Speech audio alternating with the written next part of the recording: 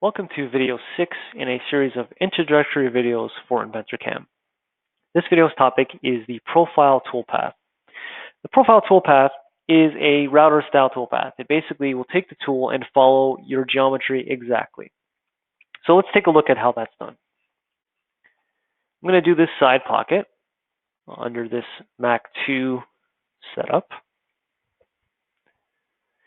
And you'll see that the workflow of the pocketing of the profile toolpath is similar to the pocketing toolpath in that we're going to just choose geometry, the tool, the levels, and the technology. We'll start with the geometry. Geometry selection and profile is pretty simple. All it is just that same chain geometry we saw in video 5. I'm just going to go over here with my constant Z turned on, grab that edge, goes all the way around, and that's pretty much it. The white arrow indicates the cutting direction, like it normally does in these chain selections. But for profile, it actually is going to be pretty important to notice where it is because that will control the cutting style as well. In this case, we have the white arrow going in a counterclockwise direction. If I keep the tool on the left side of that arrow, it will be climb milling. If I go to tool, we covered tool selections in video 2. So I'm just going to go and choose the tool right here. Levels, we have the same control as we did in the pocketing toolpath. You can see here that I have it set to by top of target. So it's just going to go to the top face there.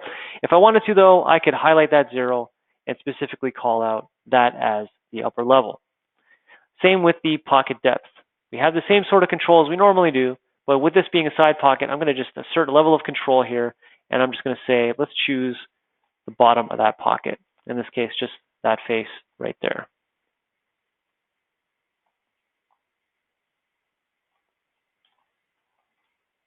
Okay.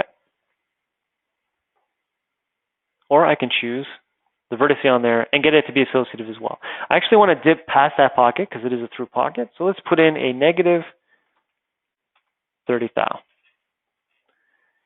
Under technology, you'll see the majority of the parameters related to profile. Now, again, this is just a router style toolpath, so we don't have a step over. We just have step downs for our roughing and our finishing passes.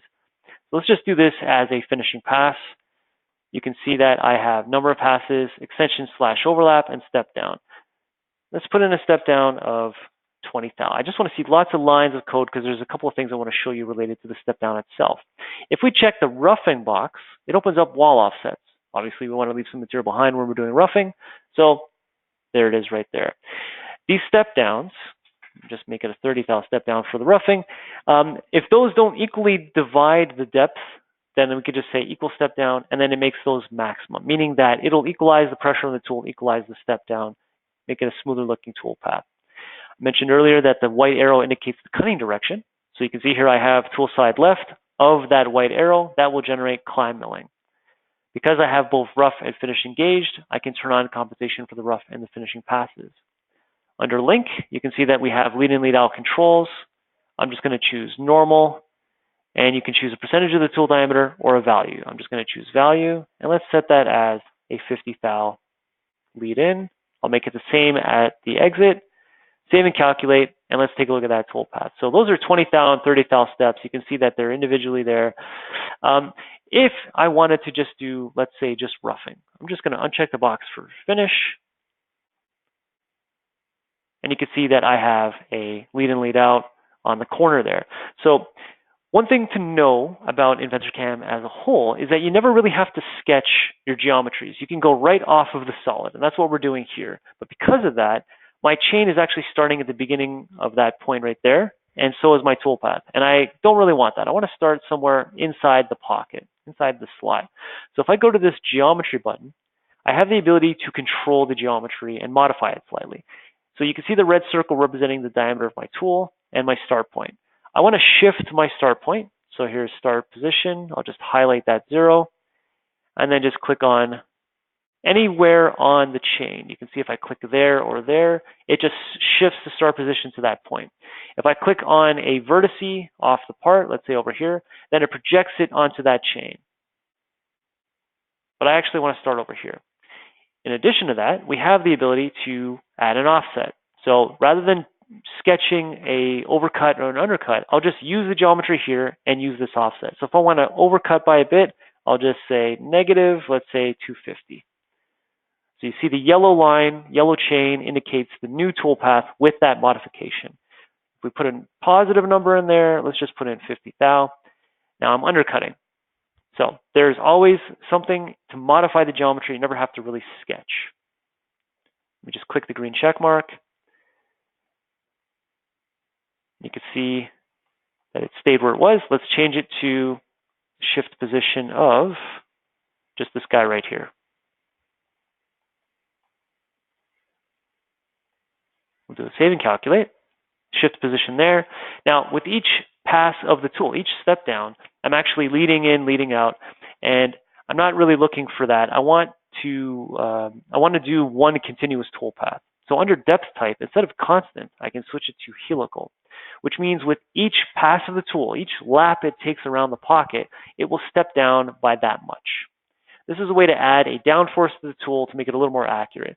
Now, in roughing, you probably don't need that. You probably want that in finishing. So let's switch this to a finishing pass. And there you go. So now I'm finishing with a 20 thou step down, helical. Now in this space here, I might be leaving behind maybe a little bit of a witness line somewhere. I might want those to be overlapped. So in finishing, I could just change this to a overlap distance of, let's say, 10 thou. And then the lead in, lead out are separated. So there's actually going to be some overlap there. It'll eliminate any kind of witness lines related to this part. Now, let's say we did this as a slotting operation. Let me just do a save and copy. And we'll hide the wireframe from the previous one.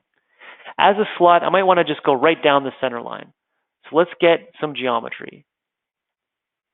I'm going to turn off my constant Z in propagation, only because I don't want it to auto-select the entire chain. I just want this one wall. And I want the tool to follow that one wall so I can get a center line cut. Now, obviously that's not the center line. But as we saw in the tool section, the technology section, we can modify the geometry. So if I want to follow with the center of the tool, I'll say tool side center. So now the center of the tool is following that line, and I need to shift that line to the center. I could plug in the number here if I knew what the width of that slot was, or again, I can let the geometry drive it and say, just take half the distance between the current selection and the next selection. In this case, the other wall, there's my center line. I did not have to sketch anything. In addition to that, I have the start extension and the end extension, or actually end extension or trim. If I put a positive number, you can see that the beginning is extended. If I put a negative number at the end, it trims it back. So you'll never have to sketch. There's a way to modify the geometry inside of SolidCAM.